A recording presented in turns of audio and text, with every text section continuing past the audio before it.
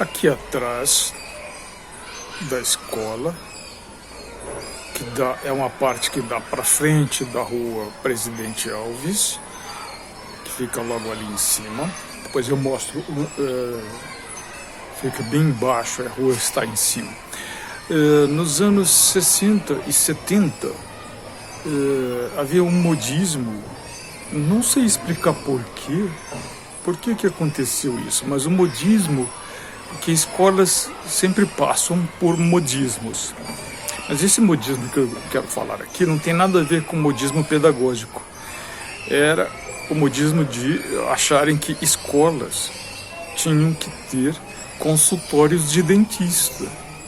Por incrível que pareça, o consultório de dentista do Raul Pila ficava aqui.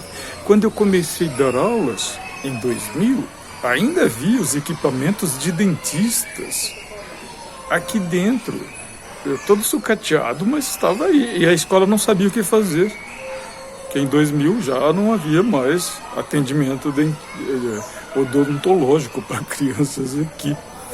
Mas ainda havia esse costume de achar que uma escola pública era tudo menos uma escola. Então eu vou explicar como que era em 2000. Então o estado mais rico do país, que é São Paulo, uma das cidades mais ricas do estado mais rico do país, que é Campinas, com tanto dinheiro disponível por imposto, porque quando eu comecei a dar aulas aqui, nós estávamos por volta de ser a 8ª economia do planeta. Depois passou a ser a 6ª. Mas a 8ª economia do planeta, o estado mais rico dessa 8ª economia, numa das cidades mais ricas, achava que escola também era assistência social,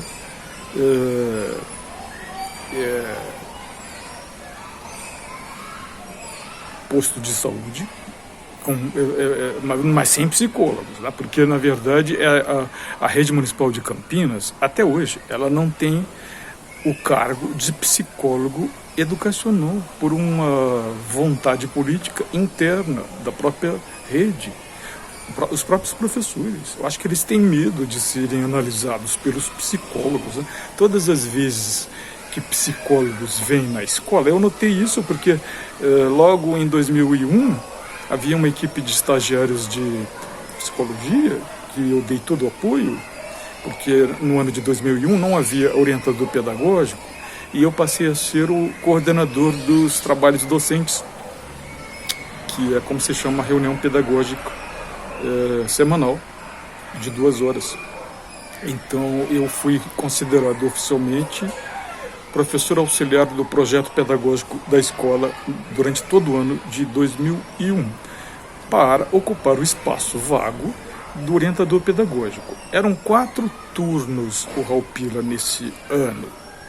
Significa que havia aulas de 7 às 11, de 11 às 15 e às 19 horas, EJA, para os adultos, jovens e adultos. Na verdade, quantos seriam? 4 turnos. 3 durante o dia, 1 durante a noite. Um descalabro. O primeiro turno eram as 5ª séries, então eu tinha que vir para dar aula para as 5ª séries. Eram 3 5ª séries. Elas ficavam juntas do a 3ª série e 4ª série. E no período do meio-dia, que era das 11 às 15, eram as crianças da 1ª série e da 2ª série. Exatamente no período do almoço. E naquele tempo não existia almoço, não. Era só um lanchezinho muito fraco. E às vezes era biscoito, ou uma coisa muito pouquinha que se dava para as crianças. Só que acontecia o seguinte, na prática, as crianças, exatamente as pequenas, de 7 e 8 anos, elas vinham estudar no período do almoço. Só que elas acordavam tarde e não tinham o hábito de tomar café. Então elas vinham para a escola sem tomar café e sem almoço. Então era muito comum, porque eu não tinha tempo de voltar para casa, porque eu moro em Jaguariúna. Então eu dava aula até 11 horas e tinha que esperar a próxima aula, que era só depois das 15 horas. Então eu tinha que esperar a próxima aula na escola mesmo. Então era muito comum que eu visse crianças desmanhando de fome. Então, qual era o problema pedagógico principal para a primeira série e segunda série? A fome. Em parte porque as famílias eram pobres e em parte porque a escola não oferecia alimentação. E também porque a questão mais difícil, mais problemática é que quando se discutia por que o turno intermediário, que é assim que se chama, tinha que ser com as crianças de 7 e 8 anos. Por que não poderia inverter? Não é? Com as crianças de 9 e 10 anos, que era do terceiro e do quarta série.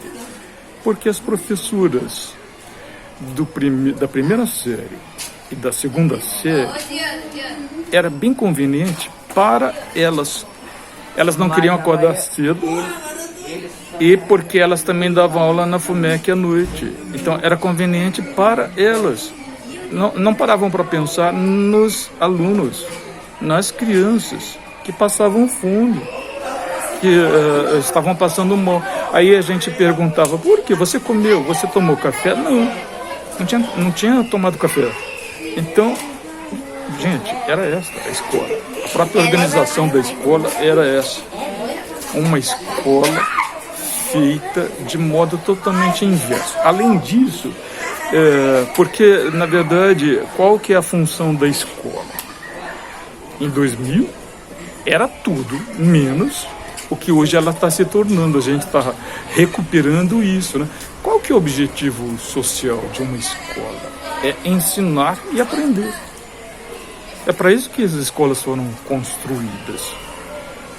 Desde o final da Idade Média. Desde quando começam a criar o conceito de escola secular. Elas são criadas para ensinar conhecimentos e aprender conhecimentos. Pois é, quando comecei aqui, onde que estava isso? Não, eu pensava assim que escola era depósito de crianças, para os pais poderem trabalhar, as mães poderem trabalhar. Então elas ficavam aqui com alguém cuidando delas, como se fazia na favela, né? Pagava-se alguém para cuidar dos filhos enquanto a mãe sai para trabalhar. Agora, cuidar do filho durante tantas horas não é educar. Educar é algo mais complexo do que isso. Educar pressupõe, primeiro, alguém formado para saber dar aula, né? E segundo, com objetivos claros. E terceiro, com crianças que queiram aprender. Então, até hoje, tem uns alunos aqui que querem aparecer, mas eu não vou colocar o rostinho deles, porque depois vão dizer: professor, tá filmando aluno sem autorização. Eu não estou filmando o meu rosto, eu dou minha cara a tapa. Eu estou falando das minhas memórias de educador de 22 anos aqui nessa escola. Memórias que querem apagar, mas não apagaram não, porque eu estou gravando. Eu estou falando da escola que eu encontrei aqui, graças a Deus não é mais, que as crianças desmaiavam de fome no meio-dia, porque eram 4 turnos. Eles estão me vendo aqui, não sabem disso. Mas a escola tinha 4 turnos. Sabe como que era? Das 7 às 11, das 11 às 15 e das 15 às 19. E das 11 às 15 eram as crianças de 7 e 8 anos. E naquele tempo não tinha almoço não. Então as crianças que acordavam tarde, elas não tomavam café em casa. Então elas vinham para a escola sem comer. Aí era muito comum, porque eu ficava esperando, eu dava aula para as quintas séries, das 7 às 11, e eu tinha que esperar a próxima aula, que era 15 horas, aqui, porque não dava tempo de voltar para casa. Então eu via muito as crianças desmaiando de fome nessa escola. Hoje que vocês têm almoço aí, é difícil para vocês imaginarem isso, mas era essa escola que eu encontrei. E aqui atrás, sabe o que tinha? Tinha consultório odontológico. Porque eles achavam que, mas isso é nos anos 60 e 70, eles achavam que a escola era lugar para tratamento dentário. A escola era tudo menos ensinar e aprender. E hoje que a gente está voltando ao objetivo principal de uma escola, que é ensinar e aprender. Assistência social é outra coisa, é outro departamento. Aliás, quando eu comecei a dar aula aqui, não existia o CRAS, não existia isso. Achava-se que assistência social era papel da escola. Só que, com um detalhe, a escola não tinha assistentes sociais. E também não tinha psicólogos, pela razão que eu já falei, que os próprios professores ficavam incomodados, não queriam psicólogos aqui. Porque o superego deles, né, achando que, quem sabe, o psicólogo ia mostrar que psicologia era essa desses professores que não tinham compaixão de crianças de 7 e 8 anos, que estavam mais preocupados com seu horário de trabalho e de não acordar cedo. Eu morando em Jaguariúna, eu tinha que acordar bem cedinho para poder chegar aqui, para começar a dar aula. Eu achava revoltante isso.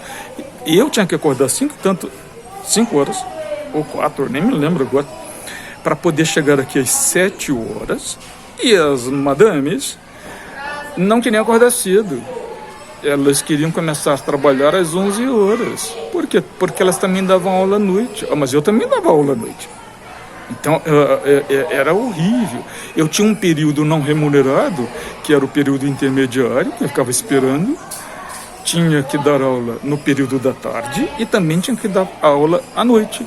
E no outro dia eu tinha que acordar cedinho para voltar a dar aula para as quintas séries. Era um inferno, gente. Depois, em 2005, o turno intermediário foi eliminado. Né? Claro, foi complicado. Classes foram fechadas. Isso é um problema sério. Eu não estou defendendo a falta de respeito com a jornada de professores, não. Mas, por outro lado, é uma equação, né? Tem que ser equacionado. As crianças também não podiam ficar sem almoçar. O almoço foi uma conquista posterior, anos depois. Antes da escola se tornar integral, já começaram a introduzir o almoço mesmo, que é o que a gente pedia, comida. Certo? Aí diziam assim, mas é porque a prefeitura não tem dinheiro, conversa mole para boi dormir. Como que uma prefeitura de uma cidade mais rica, do estado mais rico do país, que era a 8ª economia do planeta, não tem dinheiro? Era esse o argumento que eu dizia. Esse argumento aí pode ser válido para Burkina Faso, que é um pequeno país pobre da África, mas não é um argumento válido para o Brasil do início dos anos 2000. Felizmente isso mudou. A gente tem um prédio que são 4 salas de aula. Essas 4 salas de aula, elas surgiram em 2014, porque 2014 foi o ano preparatório para a gente se tornar uma escola integral. Eu fiz parte do GT, Grupo de Trabalho de Pesquisa sobre Escola Integral. E a escola, eles queriam, na verdade, que essa escola, que era muito mais cômodo, né, se fosse escola integral, mas só do 1º ao 5º ano, porque não cabia todos os alunos ao mesmo tempo, o dia inteiro. Então, a solução mais fácil era você preservar a arquitetura e tira os alunos de 11 a 14 anos. E nós entramos em pé de guerra. Por quê? Porque significa que nós íamos perder nosso cargo. E perder o nosso cargo numa prefeitura como essa, por exemplo, de história, que quase não tem aula suficiente para história, significava ficar sem salário. Porque a prefeitura, ela na verdade só é obrigada quando não há aulas, a dar a jornada mínima, que é metade do que se ganha com a jornada completa. Ou seja, um descalabro para quem é trabalhador, tem família para sustentar. Então nós fizemos o seguinte: o conselho de escola se reuniu e disse: olha, nós queremos a escola de 9 anos, não vai mudar, não vai tirar do 6º ao 9º ano daqui, não. Vai continuar sendo do 1º ao 9º ano. E segundo, nós só vamos aceitar a escola integral se construírem novas salas de aula. Se não construírem novas salas de aula, nós não vamos aceitar que essa escola seja transformada em escola integral. Essa foi a decisão do conselho de escola. Porque eles queriam que a gente desse aula, eles queriam fazer com que houvesse sala de aula em quiosques, ao ar livre, na chuva, no frio. E nós nos recusamos, nós queremos salas de aula. Se não construírem, não vai ter escola integral. Foi por isso que construíram essas 4 salas, esse prédio aqui que não existia. Só que o seguinte, ele foi construído em 6 meses. Não era aquilo que diziam, que a prefeitura não tinha dinheiro. Depois do nosso ultimato, o dinheiro apareceu. E é interessante é que as salas de aula foram construídas em 6 meses. Eu fui fotografando. Ou seja, quando se quer, se faz. Quando se quer, se arranja dinheiro. Porque dinheiro tem, os impostos estão sendo pagos. Agora, para onde eles vão? Eles têm que vir para o ensino público, para a educação pública. Hoje estão indo para igrejas, né? Como eu já falei em outro depoimento aí. Igrejas, escolas que são mantidas por igrejas estão recebendo o dinheiro dos impostos públicos de todo mundo, mesmo daqueles que não são daquela religião, o que é errado, porque o dinheiro público tem que ir para o sistema público. Então, aqui é a prova disso. Quando se quer, se faz. Quando precisa-se de construir 4 salas de aula em 6 meses, se constrói, porque o dinheiro aparece. Apareceu. Do lado da escola é quando já começa a favela. Eu tenho um vídeo aqui de um aluno, que é o Kellington, quando ele era pequenininho, ele estava do outro lado ali do portão, e eu filmei ele, era criança, né? Ele era aluno daqui, ele estava muito curioso, e eu filmei, tem o rostinho dele criança. E essa semana, acho que foi ontem, eu encontrei com ele adulto já.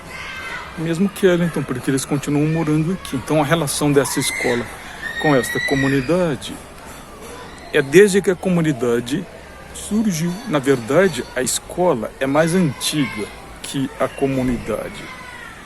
Significa o quê? Que toda esta comunidade passou, em algum momento da sua vida, por essa escola. Então essa escola, ela tem uma função social, que é educar esta comunidade predominantemente. Nem todos os alunos daqui vieram daí, mas todos os que moram aí estudaram aqui, mesmo aqueles que não completaram seus estudos.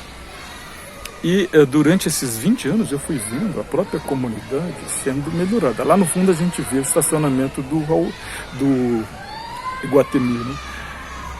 E depois eu vou falar um pouquinho sobre essa relação escola, comunidade e Iguatemi. Eu estou vendo aqui lá na frente uma construção de um prédio todo em alvenaria. É bom lembrar que quando eu comecei a dar aula aqui, essa favela toda era de barraco de madeira. Então é a própria casa que está aqui, ó, de alvenaria. E eu já andei algumas vezes na favela, já fotografei bastante aí, e mais recentemente, né? E existem casas hoje que são de classe média, o mesmo padrão de classe média. Mas isso, sabe por quê? É aquilo que não quer calar. Porque em 2014, 2015...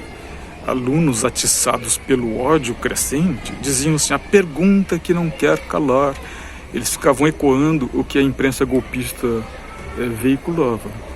Então eu digo, sabe, o que não quer calar é que essa comunidade aqui, ela melhorou ela se estruturou, melhorou o padrão material de vida, mas também o acesso à educação, não é? Porque muitos deles entraram em faculdades. E eu vou dizer, sabe por quê? Graças ao governo Lula e Dilma, com as políticas sociais e econômicas e educacionais, as cotas, por exemplo, e o ProUni, mas também com o crescimento, o desenvolvimento do país, os empregos. A própria comunidade não viu isso, porque igrejas evangélicas, predominantemente pentecostais, são muitas que estão aí, elas não veem, elas acham que foi a graça de Deus, elas acham que foi pelo esforço pessoal das pessoas que a favela melhorou. E elas não sabem que pode ter a graça de Deus, o esforço pessoal, mas sem políticas públicas não há como desenvolver um país, não há como dar educação de qualidade. E que igrejas não fazem isso. Igrejas não podem substituir o papel do Estado com letra maiúscula. E que não adianta nada pregar a teologia da prosperidade se você não está num contexto concreto econômico que te dê prosperidade. E a prosperidade vem pelo trabalho. E o trabalho passa a ser melhor remunerado quando ele é melhor qualificado. E para ser melhor qualificado, ele precisa de um ensino público de qualidade. É para isso que serve a escola, para ensinar e para aprender. Coisa que só depois de 20 anos é que eu estou conseguindo fazer. Escola não é depósito de criança. Escola não é assistência social. Escola não é lugar para assistência odontológica. Escola é o lugar onde se aprende e se ensina.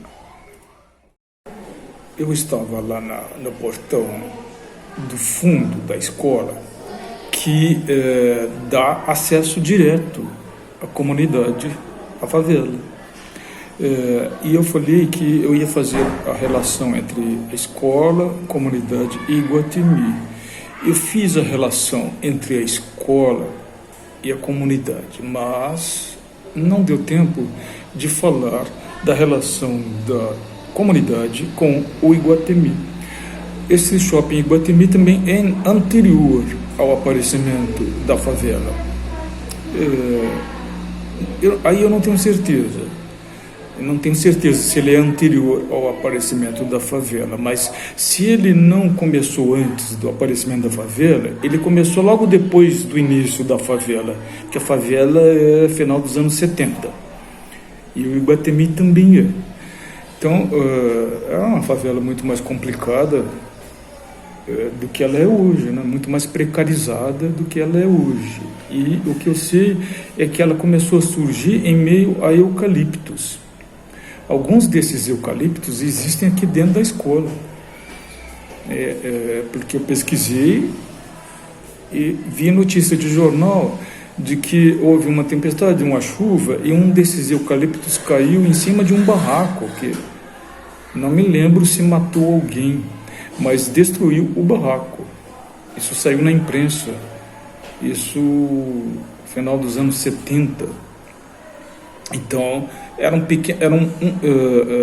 poucos barracos. Na verdade, eu entrevistei um dos alunos meus, que é o Robertson Acácio. Ele é filho do segundo barraco. A mãe dele foi a segunda mulher, segunda pessoa a construir um barraco ali.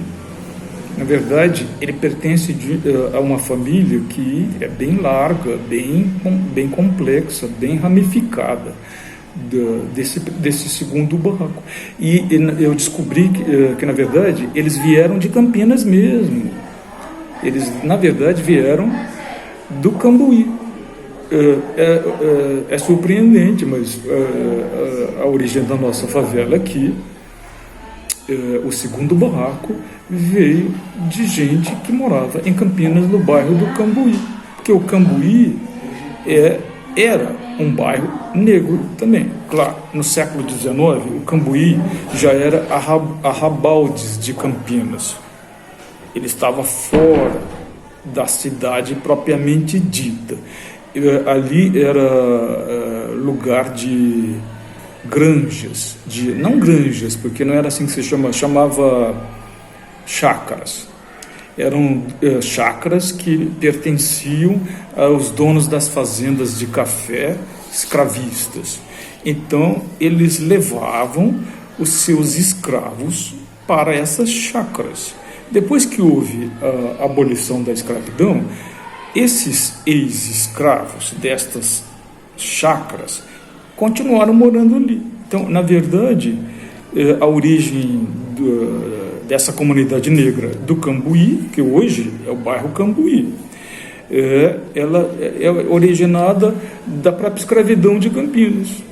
Então, hoje a cidade apagou essa memória, né, de que o Cambuí foi um bairro negro, mas a própria cidade, a gente vai ali na cidade, que hoje é o centro da cidade, que é a cidade do século XIX, e a boa parte daquelas construções, especialmente as mais antigas, elas foram construídas por escravos, ou seja, pelos negros, as próprias igrejas.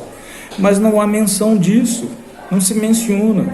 Lá na Basílica do Carmo, que foi a primeira matriz, tem uma placa em homenagem ao suposto fundador, que é o Barreto Leme, mas não há nada que indique que aquela igreja foi construída por escravos, por negros, e que o primeiro casamento que houve quando a cidade nasceu, que não era nem naquela igreja que hoje chama-se Basílica do Carmo, era numa que ficava em frente, que não existe mais, que hoje é a Praça Bento Quirino, era a chamada matriz provisória.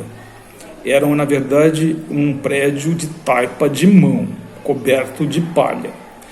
O primeiro casamento realizado ali na capela provisória foi de um casal de escravos. E nós temos os nomes deles. Isso está registrado no livro do Jolomar Brito, o nome deles.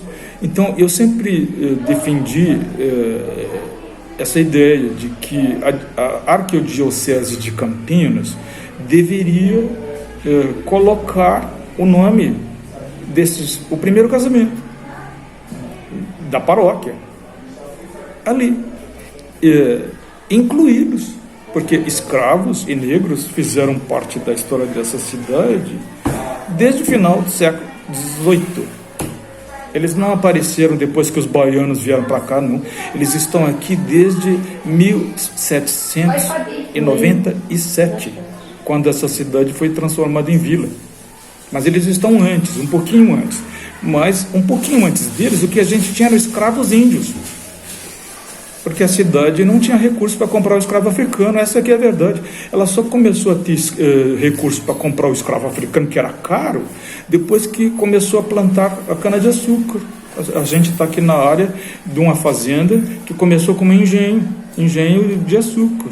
Então, a cana-de-açúcar, o dinheiro auferido com a cana-de-açúcar, tornou possível a compra de escravos africanos. Então, começa a presença africana aqui bem cedo. Não tão cedo quanto a origem de Campinas, que é 1722, quando o Bartolomeu Bueno da Silva passa por aqui e parte da bandeira dele resolve ficar por aqui mesmo. Ali não havia praticamente negros, se é que havia, eu não tenho conhecimento. O que havia eram indígenas escravizados. Então, os primeiros escravos da área eram indígenas escravizados. E por quê? Porque São Paulo não tinha recursos suficientes para comprar o escravo africano, que era muito mais caro. Então, é uma ideia equivocada essa, de que os negros em Campinas só apareceram recentemente. Não, eles estão entranhados com a própria história da cidade, porque esse é um país escravista. ele nasceu no século XVI como colônia de exploração escravista. E sabe qual é a relação da comunidade com o Iguatemi? Como a maior parte da população da comunidade é negra, eles, os alunos, sempre me contaram que o Iguatemi não os recebe bem, mesmo as crianças e os adolescentes. Todas as vezes que eles entravam no Iguatemi, os seguranças do Iguatemi sempre ficavam muito nervosinhos. Por quê? Porque eram negros. Então, eles moram ao lado do Iguatemi e nunca tiveram essa liberdade de frequentar, ainda mais se eles vão em grupo, não é? Porque eles automaticamente são considerados como suspeitos. Isso é depoimento que eu fui ouvindo de alunos meus em sala de aula. No começo eu tinha dificuldade de acreditar, mas depois eu fui vendo que eles estavam falando a verdade, porque não é só aqui, é no Brasil inteiro.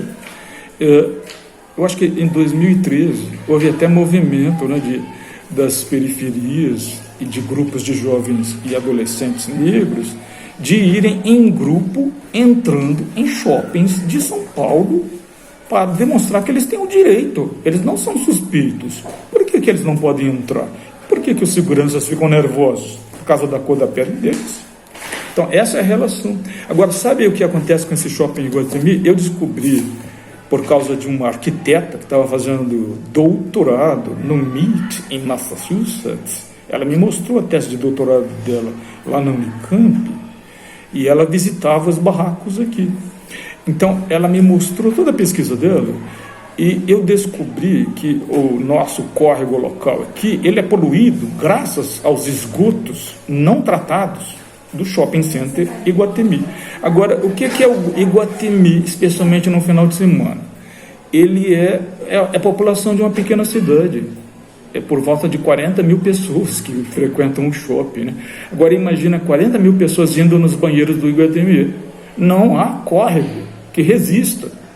Aliás, esse é um costume do Brasil, né? Acha-se comum que o esgoto tem que ir para o rio. Gente, não tem que ir para o rio. Esgoto tem que ser tratado. Agora, Iguatemi é um shopping rico. Eu não sei se hoje eles tratam os esgotos, mas é um movimento antigo de forçar a Iguatemi a tratar os seus esgotos. Eu sei que o shopping Dom Pedro II tem um sistema de tratamento dos seus esgotos, porque eles aproveitam a própria água, reuso da água, né? Mas eu não tenho certeza se o Iguatemi fez isso. Agora, eu sei que havia um movimento que tentava obrigar o Iguatemi a gastar o seu belo lucro com o tratamento do seu esgoto. E existe há décadas já o programa de despoluição da bacia do Piracicaba.